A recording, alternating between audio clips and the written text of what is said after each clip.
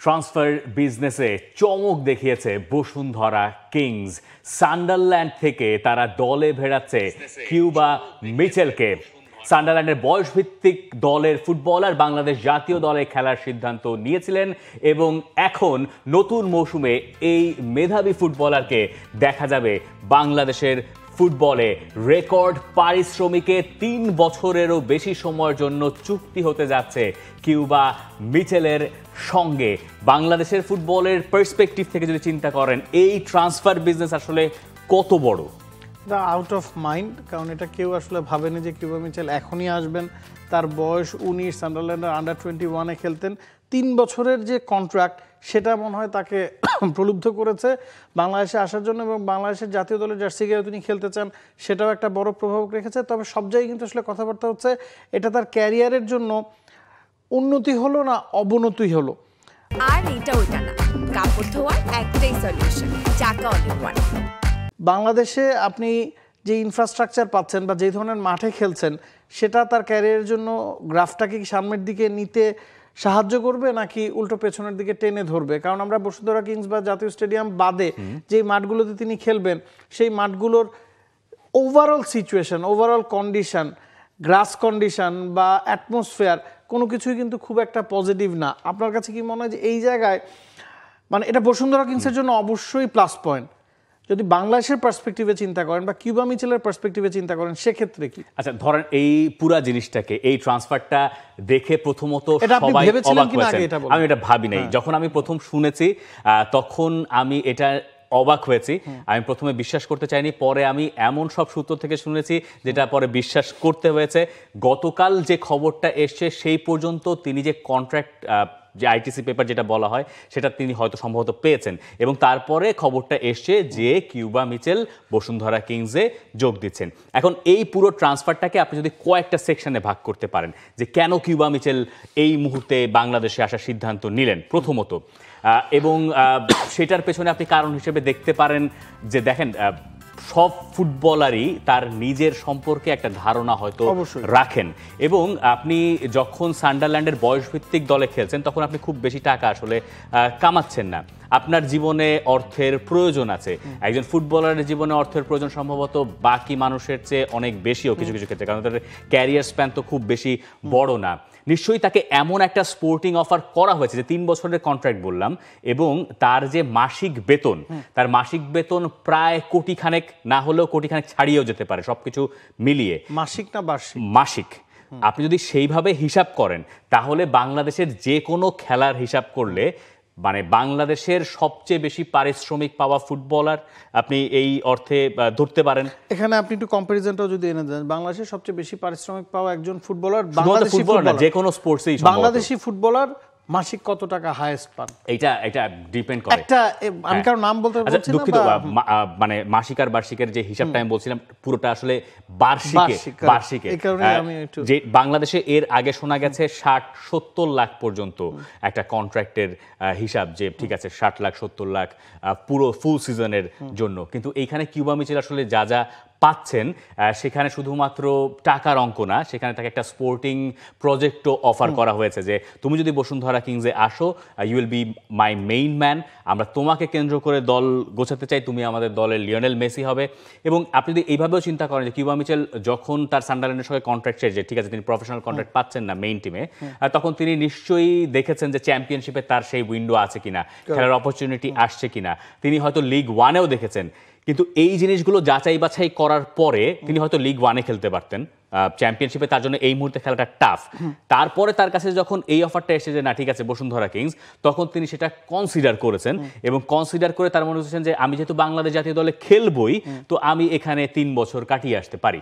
এখানে আমার একটা প্রথম প্রশ্ন হচ্ছে যে ইপিএল সবার আগে, এরপরে চ্যাম্পিয়নশিপ, এরপর আপনি যদি লিগ 1 বলেন, লিগ 1-এ যদি তিনি সুযোগ পেতেন বা অন্য একটা টপ 5 লিগের 3rd ডিভিশন বা 2nd ডিভিশন বা ওই ধরনের জায়গায় যদি তিনি সুযোগ পেতেন, সেক্ষেত্রে তার বেতনের মাপকাঠিটা কেমন হতে পারে? বেতনের মাপকাঠিটা এর চেয়ে অনেকাংশে কম হতো, অনেকাংশে কম হতো। ইউরোপিয়ান ফুটবল বলতেই বুঝি হিসাবের বাইরে টাকা, কিন্তু সেটা টপ 5 লিগে বা ইপিএল এর পরের স্তরগুলোতে এত ওই রকম অর্থ নাই, এবং চ্যাম্পিয়নশিপেও তবু একটা আছে, এরপরে যত স্তরের দিকে নামবেন তত আসলে সেই ব্যাপারটা কমতে থাকবে। এখন এই প্রজেক্টে আপনি আসেন এবার বসুন্ধরা কিংসের দিক থেকে যদি ব্যাপারটা চিন্তা করেন, বসুন্ধরা কিংস তো আবাহনী বা মোহামেডান না, যে যাদের আসলে অনেক লম্বা বংশানুক্রমে যাদের সমর্থক গোষ্ঠী আছে। বসুন্ধরা কিংসের জন্য এই লেভেলের একটা প্লেয়ার আনা তাদের ট্রান্সফার পলিসির জন্য খুবই গুরুত্বপূর্ণ ছিল। এই ক্লাবটা তাদের সূচনা লগ্ন থেকে দানিয়েল কলিন্দেসকে নিয়ে আসলো 2018 সালে, যিনি বিশ্বকাপ খেলেছেন। এরপর তারা এরনান বার্কোসকে আনলো, আর্জেন্টাইন ন্যাশনাল টিমে যিনি ম্যাচ খেলেছেন। এরপরে আমরা দেখেছি রবসন রবিনিয়ার মতো ফুটবলারও এই দলে এসছেন, যিনি ব্রাজিলের টপ ডিভিশনে খেলেছেন।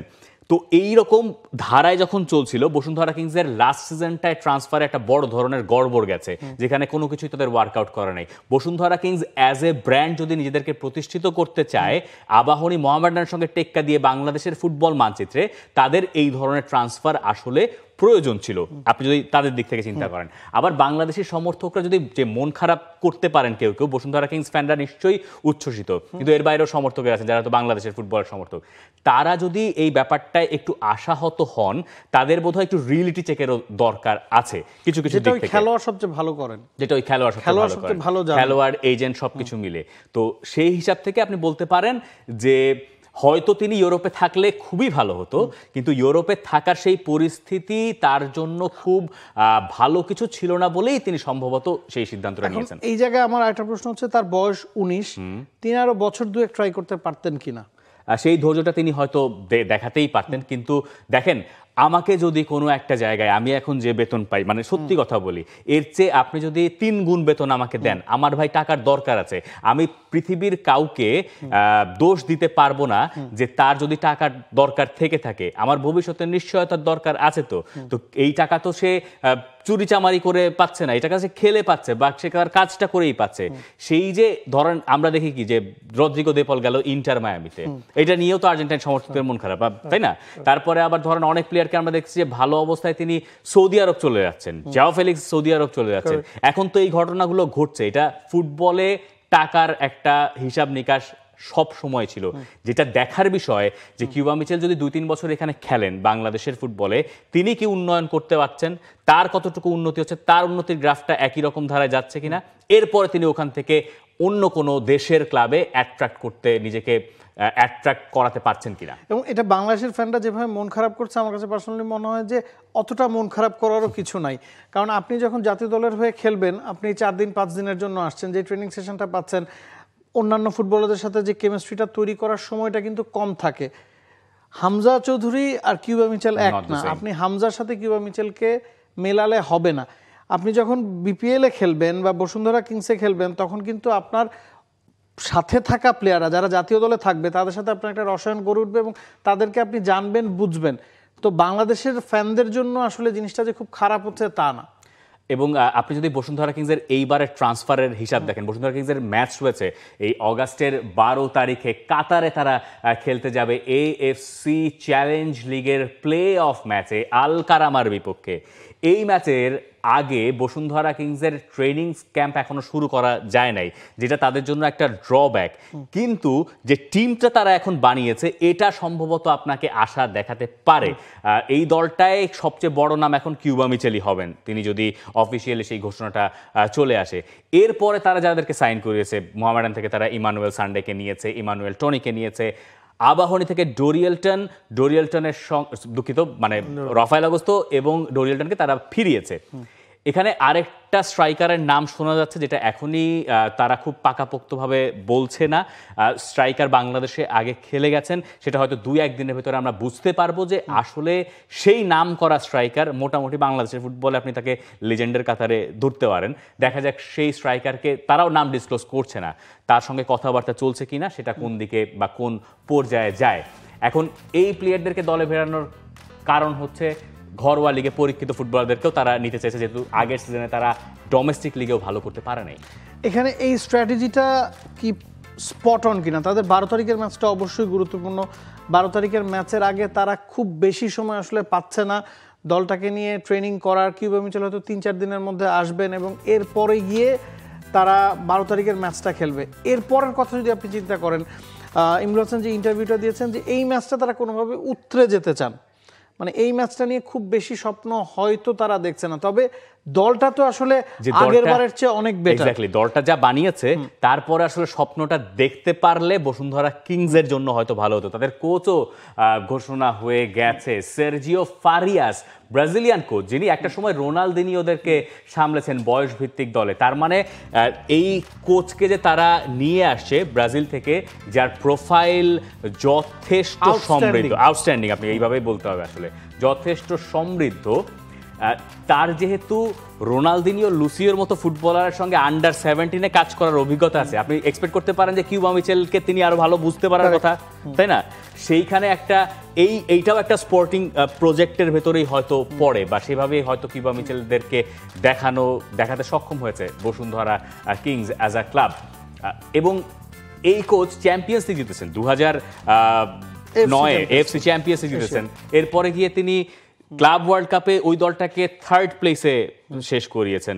এই কোচের যদিও গত 10 বছরের সাফল্য একটু কম ধারাটা, কিন্তু তিনি বাংলাদেশের ফুটবলে চাইবেন বসুন্ধরা কিংসকে তাদের পুরনো চেহারায় ফেরাতে প্রথমত, এরপরে গিয়ে এশিয়ায় আসলে ভালো করা। এবং সবচেয়ে বড় কথা হচ্ছে ব্রাজিলকে তিনি অনূর্ধ্ব 17 সাউথ আমেরিকান চ্যাম্পিয়নশিপটা জিতেছেন। ব্রাজিলের অনূর্ধ্ব 20 দলের কোচ ছিলেন, সেটা 2000-এর শুরুর দিকে। তার মানে হচ্ছে উঠতি তারকাদের নিয়ে কাজ করার সামর্থ্য তার প্রমাণিত, যেহেতু চ্যাম্পিয়নশিপ তিনি জিতেছেন। আমরা তার কোচিং ক্যারিয়ার দেখছিলাম, সাফল্যমণ্ডিত কোচিং ক্যারিয়ার, বিশেষ করে পোয়াং স্টিলার্সের হয়ে যখন তিনি দায়িত্ব পালন করছেন, ওই 3-4 বছরেই আসলে বেশিরভাগ ট্রফি তিনি জিতেছেন। এরপর ইন্ডিয়াতে তিনি কোচিং করিয়েছেন, সুদানে কোচিং করিয়েছেন। এশিয়ার কোচিংটা তার হাতের তালুর মতোই তো চেনা, বেশ ভালো চেনা। মিডল ইস্টেও তিনি কাজ করেছেন, ইন্দোনেশিয়ায় তিনি কাজ করেছেন, শেষ দিকে এই যে কাজমা আলখোর এবং মুসালাল, কাতারের একেবারে টপ ডিভিশনের তিনি কোচ ছিলেন। ভারতেও মাঝখানে আইএসএল-এ তিনি এসেছিলেন কিছুদিন কাজ করতে। ইন্টারেস্টিং ব্যাপার হচ্ছে যে ধরেন আল ওয়াসালের নামটা মনে আছে কিনা জানি না, মারাদোনা যেখানে কোচিং করতে গেছেন ইউএইতে, সেই ক্লাবেও তিনি আসলে কোচ ছিলেন। তো যারা আসলে বড় নাম অ্যাট্রাক্ট করতে চায়, আপনি যখন চ্যাম্পিয়ন্স লিগ জেতেন 2009 সালে কোরিয়ান একটা ক্লাবের হয়ে, তার মানে হচ্ছে আপনি বেসিক্যালি ওই সময়ে এমন একটা লিস্টে ঢুকে গেছেন যিনি সাউথ কোরিয়ার কোচ হতে পারেন, মানে পটেনশিয়াল কোচের তালিকায় থাকেন। সাউথ কোরিয়ার ওই পোহাং স্টিলার্স তাকে রাখতেই চেয়েছিল। তারপরে তিনি বলেছিলেন, এই বলে চলে গিয়েছিলেন সাউথ কোরিয়া থেকে যে আমি আসলে ব্রাজিলে যে কিছুদিন ছুটি কাটাবো, আমার অনেক হয়েছে, এখন না। এরপরে তিনি ছুটি কাটানোর নাম করে গিয়ে পরে যোগ দিয়েছিলেন সৌদি আরবের ক্লাবে। ওই একই কারণ, সৌদি আরবের ক্লাবে অর্থায়ন বেশি, প্রজেক্ট বেটার সাউথ কোরিয়ার তুলনায়। তো এখন যখন তাকে নিয়ে আসা হয়েছে, এই কোচের তালিকায় আরও কয়েকটা নাম শোনা যাচ্ছিল অ্যান্ড্রু ওয়ার্ড থেকে কয়েকজনের।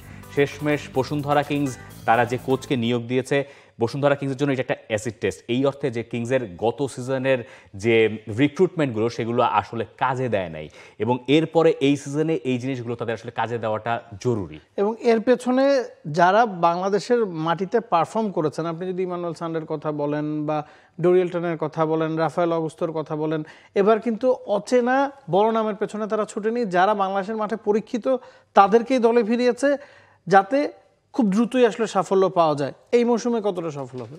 এই মৌসুমে বসুন্ধরা কিংস ডোমেস্টিক লিগে সফল হওয়া উচিত। তাদের সবচেয়ে বড় কন্টেন্ডার আমার দৃষ্টিতে আবাহনী লিমিটেড। মোহামেডান বেশ খানিকটা পিছিয়ে গেছে, কিন্তু এশিয়ায় আমি জানি না তারা এইবার আসলে সেই জায়গায় পৌঁছতে পারবে কিনা, যেহেতু তাদের আসলে সেইভাবে প্রস্তুতিই নেওয়া হয়নি, এখনো শুরুই হয়নি, এবং দেখা যাক শেষ পর্যন্ত তারা আসলে সেটা এই কয়দিনে গুছিয়ে নিতে পারে কিনা। দর্শক, আপনি আপনার মন্তব্য জানাতে পারেন। For more updates, subscribe to our YouTube channel and click on the bell icon. Follow us on Facebook and Instagram. Download T-Sports app to enjoy exciting games and highlights. Visit tsports.com.